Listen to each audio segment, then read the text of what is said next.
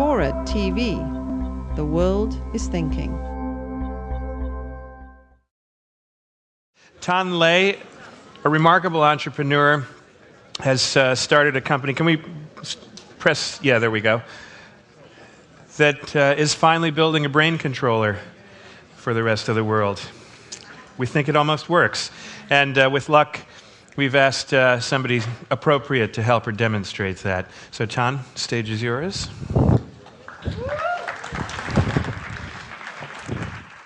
Thanks, Mike.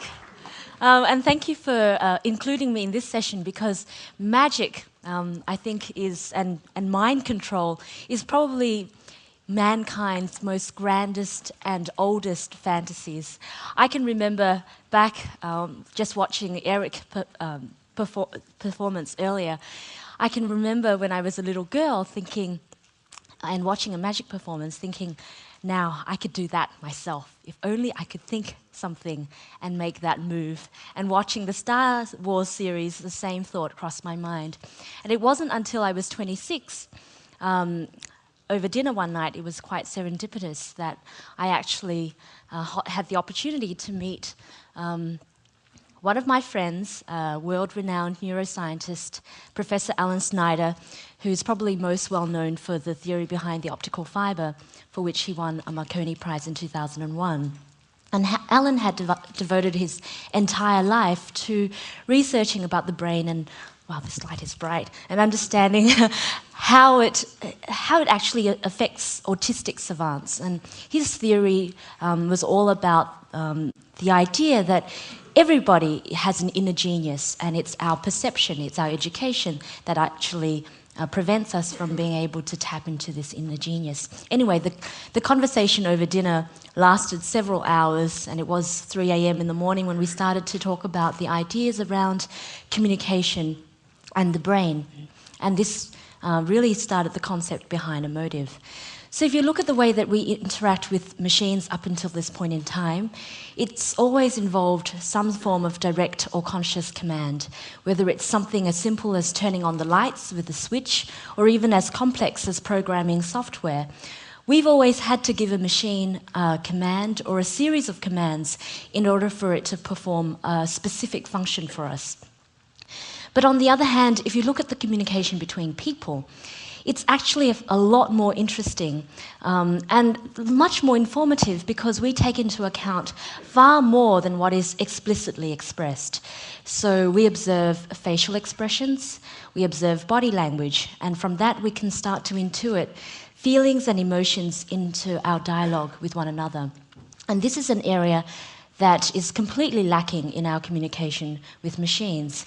And so our vision at Emotive, which is the company that I co-founded together with Alan Nam and Neil Westy, our belief is that the next generation of human-computer interaction needs to evolve beyond the limits of conscious or direct inputs. And this idea of being able to integrate both conscious and non-conscious commands into the dialogue will play a really big part. And this is what we call total communication. And really, when you look at the technology landscape and the way that it's changing, there is some really interesting trends. The nature of information is changing radically. Searching, for example, in the past it's very simplistic with just data and text, but now you've got multimedia type applications, audio-visual type applications, interactive applications, and you need a much more efficient way of looking at content. I have, 3,000 songs in my iTunes. If I actually had to manually rank from 1 to 5 stars every single song, every time I listen to the piece, it's a very tedious process, and I really don't have the time or the energy or the inclination to do that. But if I was to have the headset on, and as I was listening to music, it was able to understand my experience and start to tally and rank my preferences, then that becomes something far more interesting. So it can be a very interesting tool and a very efficient tool for searching, for classifying information, for presenting information and content that's relevant to you, and allows machines to dynamically change in real time to reflect what you want. And this sort of individualization, personalization is becoming very important as we move towards a much more real-time, immediate sort of world. So the idea was great. We finished off dinner at around 3:30 and we went home and we couldn't sleep that night. None of us. My business partner in a previous venture, myself and Alan, who had this dialogue over dinner, the three of us really had trouble sleeping that night. And 3 months later, we connected in Melbourne, Australia, over dinner again, and said, we need to really start a business around this. And so we started Emotive. And whilst the idea was great, here's our challenge.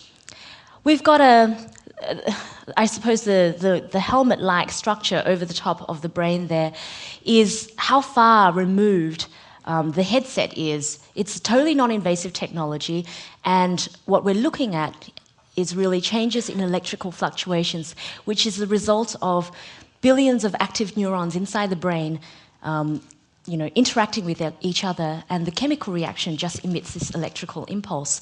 And we scoured the world for literature around this. Sure, Alan had devoted his entire life to researching the brain, and he had some insights, but this was, brand new work. And we looked at the world's literature around this, and there had been some great work done in implants, or inserting metal probes inside the brain, but nothing that was non-invasive that really provided the type of resolution that we wanted to achieve to create the type of interface device that was really the essence of our dreams. So we were wondering how we might be able to do that. So looking at fMRI studies, looking at even the work of people who had been there before in terms of inserting implants into the brain, the localized source is very consistent across the population. So if you were to experience a particular emotion or think a particular thought, the same region of the brain would be activated consistently across the population. But if you look at this cortex, which is the structure that we associate with the brain, because of its inherent differences in the folding of the structure across the population, it's individualized much like our fingerprint. And so from a signal standpoint, if you're looking at an electrical signal, even though it comes from the same source deep inside the brain, by the time it travels through the cortex, gets bounced across the various folding structure and gets projected onto the surface of the scalp to be measured by this non-invasive process, the signal actually looks random across the population. And this was our fundamental challenge. It was not an easy problem to crack. We really didn't have any ideas as to how we might approach this problem, but one thing we thought we would do is not to bring in anybody who had spent 30 years applying their knowledge to this field. We assembled a team of scientists, very, very intelligent people, scientists, engineers, who were really experts in their own fields, but very different. Digital signal processing people, AI people, neural network classifiers, molecular biologists, evolutionary biologists, to really tackle this problem. And what we came up with was a mathematical algorithm that unfolds the cortex so that we can map the signal far closer to its source. Obviously, it's not the same as inserting a metal probe into the brain or having an invasive procedure to implant something into your brain to measure the results, but it certainly gives us the kind of resolution that we want for a consumer-facing application. So there are 3 detection suites that we've created, all mirroring the human-to-human dialogue. So the first is expressive, which is all about capturing your facial expressions in real time, whether you're blinking, smiling, grimacing, flirting, winking, whatever it might be, we can capture that in real time. The second suite of detections is affective, which is about understanding your emotional experience in real time. And the last detection suite is cognitive, which is this ability to move an object just by thinking about it. And with that, I'd like to welcome Marvin to the stage to help me show this. And Marvin, my team, this is a really quick photo of my team in Sydney and San Francisco. This is a real honor to have Marvin come up on stage. Marvin is a pioneer in artificial intelligence, and without your pioneering work, we certainly would not have been able to do the kind of things that we've been able to do. So it's a real trip for me, and I'm sure my team are really excited that I'm showing this with Marvin's help. So if you can just take a seat here. This is a live demonstration, and with every live demonstration, there's always a possibility that things don't go according to plan, but we will see how we go. So what I'm putting on Marvin's head is essentially a high-fidelity EEG acquisition device. It's been optimized for consumer settings. So you don't, generally with a brainwave acquisition device, you actually have to have an expert technician put it on and apply conductive gel and conductive paste. It's quite a cumbersome process. Well, I removed a lot of hair. He did. He's actually a very easy subject to work with. So Marvin, if I'm going to scoot this around so that we can get to you. Okay. And what's this? We're going to deny this guy. All right, so I'm going to add a new user. I'm a Mac person. Do you really think this may not work with Windows? That's true. I'm a Mac person too, but this will work fine. Oh, really? We have a little sensor that's fallen off. Thank you so much. Probably one won't matter. One will be all right, but we'd like to have all his brain on. So here we are. We have a all green, which is good in that little thumbnail there. I'm going to create a new user, Marvin.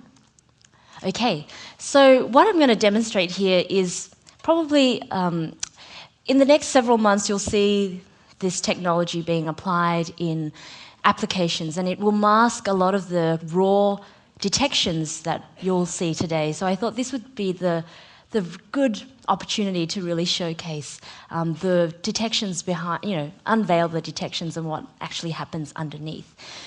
So here is our software development kit, which really shows the detections in its rawest form. The first thing I'm going to do, which I've already done, is added a profile. And so now I'm going to, Marvin, what action would you like to train? Oh, let's rotate. Rotate. Anti-clockwise. Okay, anti-clockwise. Apply that, and I'm going to get rid of this push thing, which is default. So what I'm going to do to begin with, because everybody's brain, as I mentioned earlier, is very different, it's unique, what we're going to do is record a neutral state, which is essentially a baseline recording of Marvin's brain, which there's a lot of, so we're just doing that now. And he doesn't have to do anything in particular, he just has to be himself and very comfortable and relaxed while we're just taking a sample of his brainwaves as he's sitting here for 30 seconds. And this, in an application like a game context or any sort of internet browser, it could happen while the application's loading because the subject or the user doesn't really have to do anything in particular. Well, I hate being comfortable because it's terribly boring. All right, so now that that's recorded, we're going to record a first reading of Marvin thinking about rotating this cube anti-clockwise. And what I'd like you to do is just to maintain a constant thought of rotating that cube clockwise. And what you want to do is just not stop and start, just continue to think that thought. Okay, it's green. So I'll start the training. The first time, nothing will happen because it has no idea how you think about rotating it anti-clockwise, and it will run for 6 seconds. So you can do that now.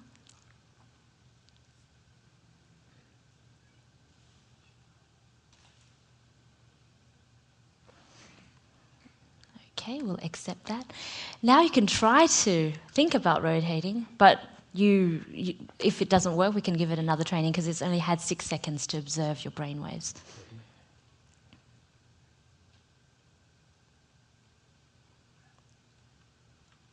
Okay, do you want to give it one more shot?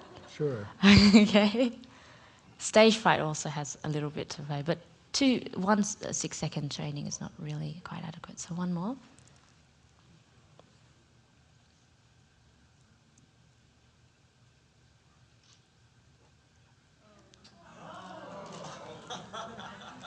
So here we go. So you're starting to respond to him.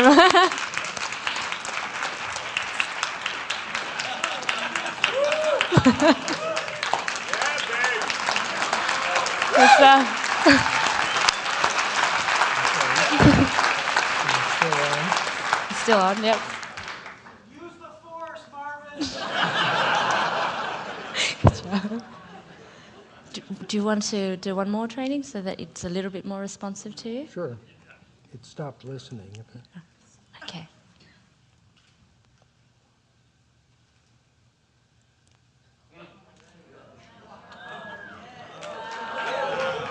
That's great.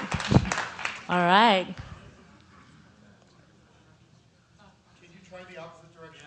I'm trying the opposite. He's only trained it for this direction. He'll have to show it what it looks like for the opposite direction. Can you train it for that? I'm sorry? Can you train it for that? We certainly can. But what I'd like to do is show you something else, which is an entirely new category of detections that we just added this year. And this action, thank you, Marvin. It's awesome. This action is disappear. And the interesting thing about this action is that it's just an idea. There's no metaphors for it in the physical world. You know, with rotating an object, you have some reference point, but with disappear, it's just an idea, and we wanted to see if we could create an idea in someone's mind and then be able to use that as a command to trigger this. So this is the first detection of its kind, disappear, so we're going to give this a go. Okay. I have a plan.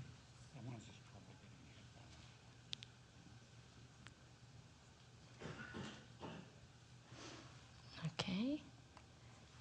Do you want to give it a try? Do you have both on now? I have the disappear on now. Okay.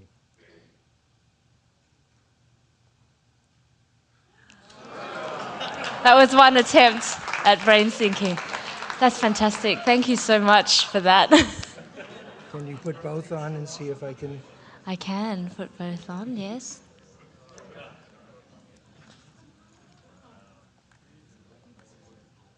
Okay. Okay. I'll stop that and go.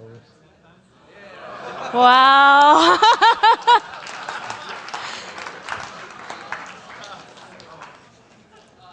So that's with several minutes of training in a very intense sort of, environment. If you had some time to play with the technology in the comfort of your home, in an application like a game, which is our very first target market and audience, hopefully you'll have a far more compelling experience with, 12 hours of play.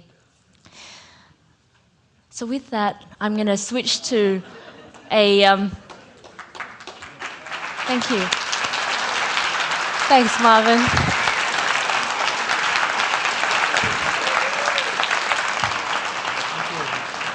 Thank you.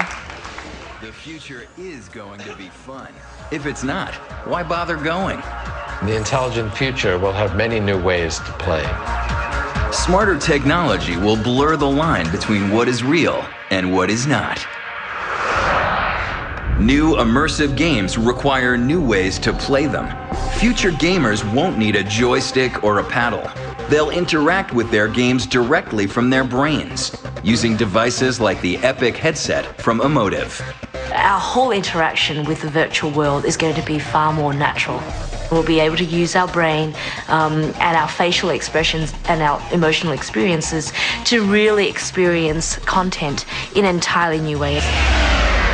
And what we've created is a brain-computer interface that really transforms the way that humans interact with machines. The Emotive Epic wireless headset has 16 independent sensors that pick up electrical brain signals on the surface of the scalp. We identify a signature for a particular thought or a particular emotion, and then in real time, we classify those brain patterns. So when you think it, it happens on the screen. You think push, the object propels forward. So now my master's showing me how to pull using that tree. Then he'll ask me to focus all my thoughts on pulling that tree towards me. There are 13 individual detections: push, pull, lift, drop, left, right, and then rotation in 6 different axes in a 3D environment. You can even visualize an object disappearing, and it will. But the headset is more than just a brain-powered joystick. It allows the game to detect whether or not you're actually having fun. It observes your experiences: excitement versus calmness, emotion, tension, frustration, engagement. There are these mischievous spirit wisps that instead of pressing a button, I can scare away just by looking fierce. So,